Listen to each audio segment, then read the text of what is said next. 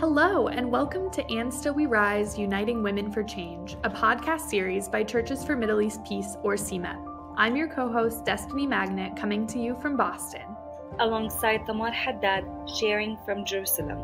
Each episode, we bring you the voices of American and Palestinian women as they share their stories and insights on peace building, spirituality, and current events, including the bombing of Gaza. Get ready to explore the depths of the Palestinian struggle, learn about the forms and features of American solidarity, and draw inspiration from the unity and resilience of these incredible women. Disclaimer: the views expressed are those of the individuals and do not necessarily represent CMEP. This episode was recorded on Thursday, November 9th, 2023.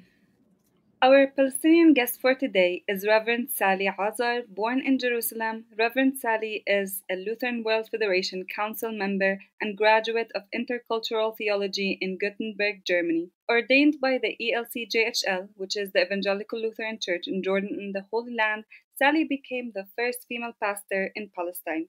I've known Sally for the entirety of my life, as we went to church and school together, so we are very close friends, and I was also one of the very lucky people to attend her infamous ordination service last year.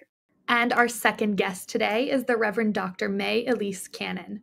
Mae is the Executive Director of Churches for Middle East Peace, who's bringing you this podcast today, as well as an ordained pastor in the Evangelical Covenant Church. She's the author of several books, including the award-winning social justice handbook, Small Steps for a Better World, and is the editor of A Land Full of God, Christian Perspectives on the Holy Land. I have had the pleasure of working with Mae for several months now, and I am so inspired by her leadership and how authentically she lives out the idea that faith can be deeply rooted and committed to social justice. So we are so thrilled to have both of these incredible women with us today. Thank you both for being here. Our first question for the day, it is for both of you, but we will start with Sally. I remember the 7th of October. I remember sitting at home, hearing the news and what was happening. Now, anything before the 7th of October feels like a different and distant life. And I want to know, what was the 7th of October like for you? What are you doing now to make a difference? Definitely shifted stuff, but at the same time, I think everyone kind of remembers that day or the hour that everything started, because I woke up with the sirens and all, and I was like, what's happening? And I also was not sure what do we do, because we didn't have any information. Everyone, at least not everyone, but my family is like, it's fine. They went on with their day, and I was the whole time seeking shelter the whole time, just because I was like, I'm scared, guys. And they're like, yeah, they're used to it, and they're like, but it happens every few years, and I'm so totally out of the whole thing, and it still is many things that happen, and even since the beginning of the year, coming back to the country and so on, so much of the occupation that influences our life is actually being normalized, and that's something that people are not really thinking of. Since the 7th of October, the old city is not the same, and people are left, and everything is closed, and nobody knows what's going to happen next. So I think there's a whole big shift in terms of atmosphere. People are not daring to meet anymore. It's more risky. I don't feel that comfortable, honestly, going into the streets, because there are a lot of settlers and so on, or whoever is in Jerusalem, they have their guns walking around in the old city. And who feels comfortable walking through the old city or any city with having so much around you? And I'm also a pastor, so sometimes should I take off my collar? It's all these things. I think in that matter, I think people are just now more, the safety issue has changed. I can imagine the old city without people, and I can totally imagine the situation there. Me and Sally worked in the same church, Redeemer Church, and I just want to know what you are doing now as a pastor at the church. What are your initiatives? How are you helping? Through the work that we do, it's mostly about being more with the people. A lot of people depend on us, and it's also difficult to be a pastor in this situation. I would say we're not trained for this. We're not trained to go through trauma. We're not. I'm not God. I haven't talked to people about my trauma, because all these memories comes up when everything happens. You think of, okay, I remember when we hid under the bed, when they were building the wall, the 2001 or something. So the mostly that we can do is to stay connected, make people also aware of the situation, that it's also not everything. Like, I know things are happening in Gaza, very worst things, the worst that you can imagine. And then here, it's also affecting us living here in Jerusalem and in the West Bank.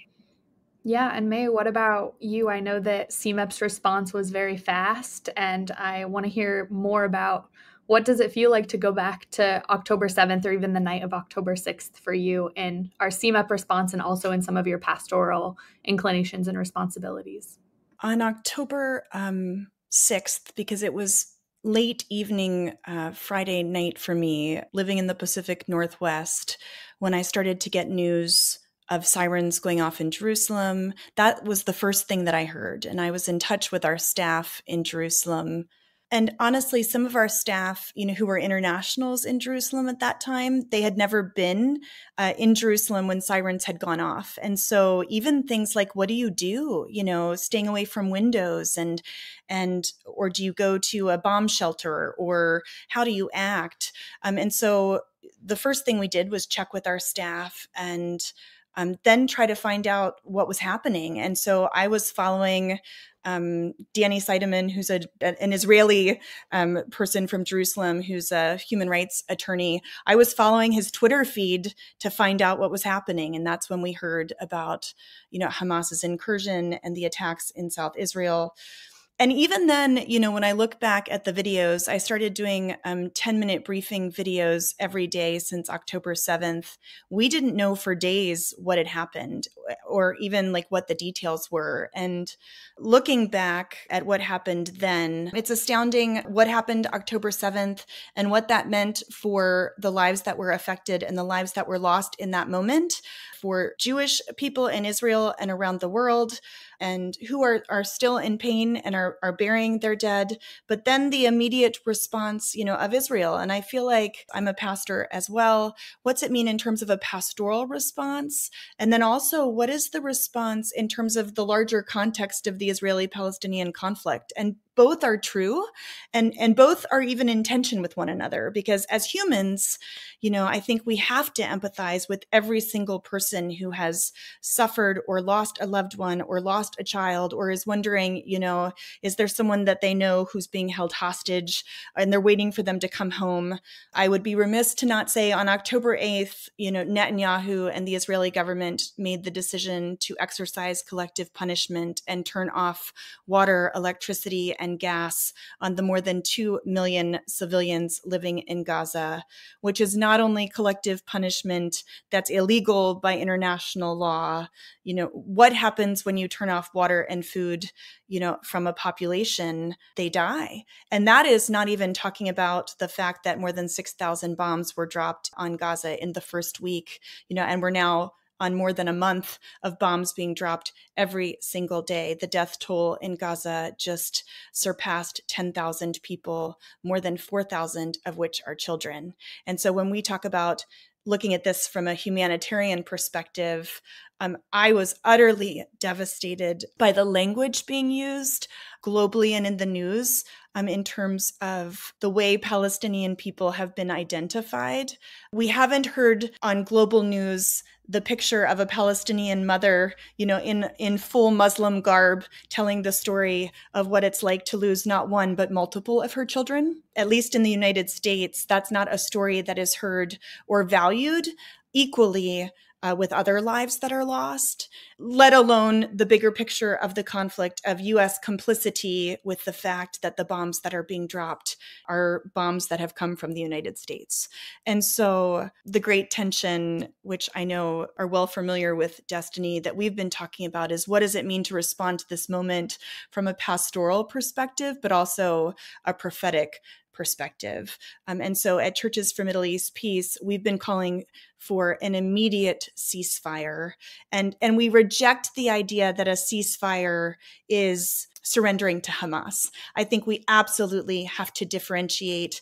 The civilian population of Gaza is not Hamas, and nor should they be punished for the crimes of Hamas. And so calling for an immediate ceasefire is absolutely essential. And then in the middle of that, immediate and adequate humanitarian assistance for all people in Gaza, that we have to stop the killing of children, that we have to stop the devastating effects and the destruction of infrastructure, which has included churches and hospitals and, places that are supposed to be sanctuaries. And so we can grieve and come alongside Jewish families who lost loved ones, which was so horrific on October 7th, and at the same time say enough of bombing Gaza, enough, of this horrific war, enough of the consequences on civilians. And enough of U.S. complicity, in these horrific attacks on civilians. And we have to address the core issues of this conflict that have gone on for far, far too long. And so, God willing, inshallah, as they say in Arabic, the Lord willing, on the other side of this, there will be a return to the negotiation tables so that the decades-long occupation of the Palestinian people might be brought to an end. And the realities of the confiscation of Palestinian land and checkpoints and military control of Palestinian territories and, the human rights concerns that we've been talking about at Churches for Middle East Peace for the 40 years that our organization has been in existence, that those issues might be addressed, as a result of this most recent war. On behalf of Palestinians, I tell you, Mae, we are so grateful. I'm honestly so glad to be working for such an organization. A lot of peace organizations are scared to speak up and stand with the humanitarian side. So it makes me very proud to be part of it. And I want to let you know that we really, truly appreciate your efforts and we see them. My next question is going to be directed towards Sally. Sally, you lived in Germany for quite some time. While you were in Germany, I was also living in the States. And as Palestinians living abroad, I think we experience freedom or privilege, if you want to call it, like we have never experienced before. The privilege of not living under an occupation. The sense of being a normal human being for once. And I heard you talk about the fear of normalizing the occupation again now that you're back in the homeland. It can be a coping mechanism to feel as though what is happening in Palestine is okay in order to keep on living. And you also mentioned hearing war aircrafts in Jerusalem almost every day, and for other Palestinians in the West Bank, it could be gunshots. For Gazans, it's bombings, of course. My question is, what do you do to battle the feeling of normalization of an occupation that lasted 75 years so far? How do you not normalize it? It is quite difficult. It's at some point you will not realize that anymore. So you always need kind of to have this outer perspective, or you have to leave in that sense, not leave, but at least that, okay, these things are usually not fair. And now, okay, maybe here it's quite common that these things happen, but that doesn't make it legitimate to what we're going through. And these are things that people are also going through all the time. So it's difficult to answer you how I do with that because I'm still dealing with it. Yeah, and I think the idea of normalization is also hyper present in American communities and American Christian communities when we're thinking about how people are interacting with the media, the way that people are getting tired. And Mae, I hear you say all the time that despair is a luxury of the privileged. And I love this statement. And so I wondered if you could speak a little bit more to what that means, how you bring it into your work, and also what unique power American Christians have to act in this moment and why they're a valuable community to have on board. People say all the time in the middle of this, how are you? And in the middle of what's going on in Gaza, where there's bombing all day long, and at night, I feel like even the question of how are we doing is such a privilege. And so that mantra of despair is the luxury of the privileged, I think is a reminder that when people are surviving in the midst of war, and even for my friends in Bethlehem and in Jerusalem living under occupation and military control without self-determination, who are we with so many privileges in the United States to then despair? Not only despair, but who are we then to not use our privilege for good? And I think that's an opportunity. And as Advent is approaching, the opportunity that we have both for personal spiritual transformation, but then also to use our power for good in terms of social action and advocacy, I think is an incredible opportunity. And so that's the invitation. I think about Advent as being a season of darkness, because it was darkness, but in anticipation of the coming of the Messiah. Darkness and anticipation of hope and good news. And that's how appropriate at this moment. Like, this is a moment where actually there's very little hope. No one in terms of like Israel. Israel keeps saying this is going to be a long and protracted war, and, it will reverberate for generations. And here we are at more than a month, and in many ways, there's no end in sight. And so it feels like such a hopeless, dark moment. And the natural response to that is despair. And yet, Advent, I think, then teaches us that even in the middle of darkness, all it takes is one spark of light. There's a verse in scripture that talks about light will shine in the midst of darkness, and darkness will not overwhelm it. And so there's a spiritual act of holding on to hope and holding on to light, even when we don't see the light.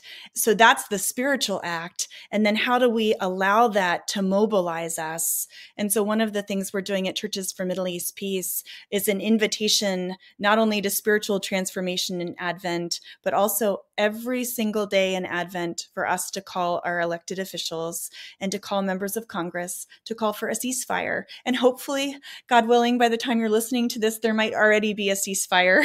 Wouldn't that be wonderful news? But if not, that we are going to call every single day and say a ceasefire now. And that's not only social action and political action. We want to do that as an act of spiritual faithfulness in saying that we're going to have hope. Even when people think it's crazy to call for a ceasefire in this moment, when there's such little appetite for it. And Sally, maybe then I'll ask you, what can the international community do to support Palestinians, not only in Gaza, but I know that there have been increased violence in the West Bank and in East Jerusalem. And how can the international community be in solidarity, Christians and others? What are some strategies or things that you're looking for? I think mostly what helps is talking about the situation openly and raising more awareness. And not only that, but I think it's important to know that even us as a Christian community here, people forget that we as Christians also exist here. We're also affected by it all. And we do also need your support. And it's a difficult task because at the same time, I'm also wondering how I can help being here myself. I feel like so helpless in these situations. We're here limited also with our freedom of speech. So you guys are our voices. Be our voice and lift up the humanity that is here being also discriminated against in many ways. I wanted to actually build off of this a little bit, thinking about how all eyes are really on Gaza right now as they're undergoing just unimaginable suffering. But I wonder if you could share a little bit more about what kinds of things are being faced by Palestinians outside of Gaza in the West Bank, especially Christian communities. I know we've heard from some of our friends and colleagues in Bethlehem that they're really worried going into the Christmas season. It isn't going to be the same as it typically is with international community coming in and people celebrating with this thing kind of hanging over the top of all of the festivities.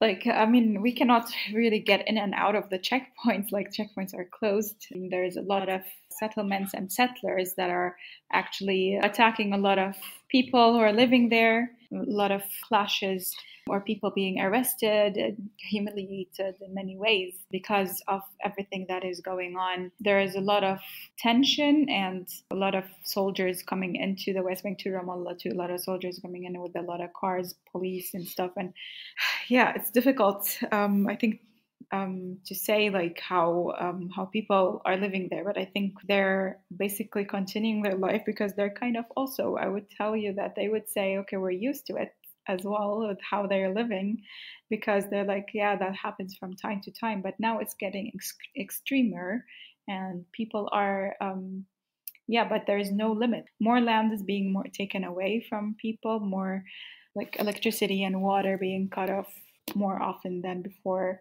Basically the whole rights, the whole movement, the right of movement is just limited, so they're not able to go in or out, or even the ones who work in the West Bank can't come to Jerusalem, or the ones who live in Jerusalem or work in the West Bank, they have to go through so much trouble in order to do so.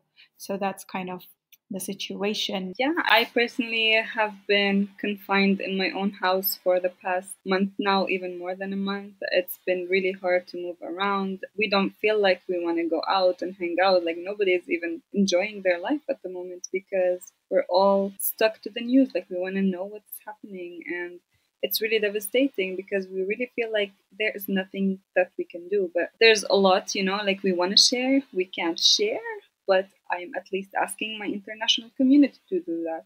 And I'm privileged to be working with CMAP because I feel like I'm doing more than Sally can do in her own land, which is so sad. Like the fact that we can do the change from outside Palestine, but not from within, it's really devastating. I guess we will end with one question for May. The celebrations of Christmas in Bethlehem and in Palestine are cancelled this year. How do you view that, as the city of Bethlehem, where Jesus was born, is a place there where we cannot celebrate Christmas? And what can the international community do about that? Is CMAP planning on doing anything that can show solidarity? I've had the privilege of spending several Christmases in Bethlehem, and what many people in the United States might not know, Christmas in Bethlehem, there's nothing like it. You have the Boy Scouts, which is actually boys and girls, but you have, the Boy Scouts that play drums, and there's music, and there's choirs, and there's Manger Square, which, is right outside the Church of the Nativity, and a time of joy and celebration and light. And it's light not only, to Bethlehem, but light to the world. And the idea that Christmas this year will not be celebrated in the place where Jesus was born is so grievous. I hope that people are devastated by that. I mean, it is such a devastating reality. And so one of the things we've been praying a lot at Churches for Middle East Peace, this actually comes from World Vision, who I used to work for, but the founder there used to pray a prayer, break our hearts for the things that breaks the heart of God. And I think one of the things that we have to do this Advent is allow God to expand our hearts to be broken. And so, we've even been hearing that as the war and the bombing of Gaza has continued, people pay attention the first week, maybe the second week, but by the third week, now when you listen to the news, it only takes 2 minutes of the time where it used to take 20 minutes, right? And next week, it'll probably take 20 seconds where there'll just be a little update. And so you might have the death tolls still rising, and you might have this current reality, but as the war goes on, people pay less and less attention. And my hope is that as we look towards Christmas and the fact that Christmas will not be celebrated in Bethlehem this year, that we allow our hearts to be broken, but then we allow it to motivate us to do good. And so I think about Martin Luther King Jr., who always says, like, now is the time to do what is right. And now is the time for us to advocate for justice. And now is the time for us to call for a ceasefire. And not only a ceasefire, but to say enough of this war. And I mean the war between Israelis and Palestinians, like enough of the occupation, enough of displacement, enough of injustice and human rights abuses, enough of the lack of resolution to this conflict. Like the horrors of October 7th and the horrors and devastation that's happening in Gaza in this very moment, might it be used for good so that there could finally be a resolution to this conflict, so that you could have freedom and self-determination and equality and human rights for Palestinians, and for Palestinians in Jerusalem and in the West Bank and in Gaza, and finally have a resolution, to this conflict that has been going on, since 1948. That's my hope and my prayer. And if canceling Christmas breaks our hearts and compels us to say enough, that's my hope. My hope is that that would provoke us to that type of positive change. And so I guess we'll end, Sally, with the same question for you. How are you feeling about the Advent season? What are you bringing to your congregation and those who look up to you? And how are you wrestling with the hopefulness of the Advent season in this dark time? It's very difficult because, I mean, that's going to be the first year, to be honest, that I'm back in town for Christmas. Last year I wasn't here and I was very excited about Christmas here, but we are canceling already everything that we're planning. I'm not even in the mood of preparing something that is so joyful. I mean, Christmas is all about Jesus coming in, bringing the peace. And I really hope, as Dr. Mae, you also said, like bringing in the peace that throughout this Advent season, throughout that time, that everything would have an end already, that there is a ceasefire, that there is a peaceful place to live in here. I do believe that it is the place where we as congregation, we think about how we can actually be the Christmas present for the people or for the world in that sense. Just pray for us in this difficult time and pray that we find the strength to find something to hold on to while the hope is there. As Dr. Mae said, there is very little hope, but there is hope, and just help us to keep that. I'll close by saying that Churches for Middle East Peace does devotional series for both Advent and Lent each year. We recently concluded our Christmas devotional series in Everlasting Light, Justice Shines. Those are all available on our Prayers for Peace blog at cmep.org. Additionally, our Lent devotional is coming up in just a couple of months. Our theme for Lent this year is Faithful Resilience, a Lenten Sojourn for Peace. Both of these series reflect our core belief at Churches for Middle East Peace that through our faith and in hope, peace is possible. We hope that these spiritual resources will be useful to you in these reflective seasons of both Christmas previously and Lent upcoming very soon. And of course, it is our hope and our prayer, as all of you have said, that by the time this episode airs, there will be a ceasefire.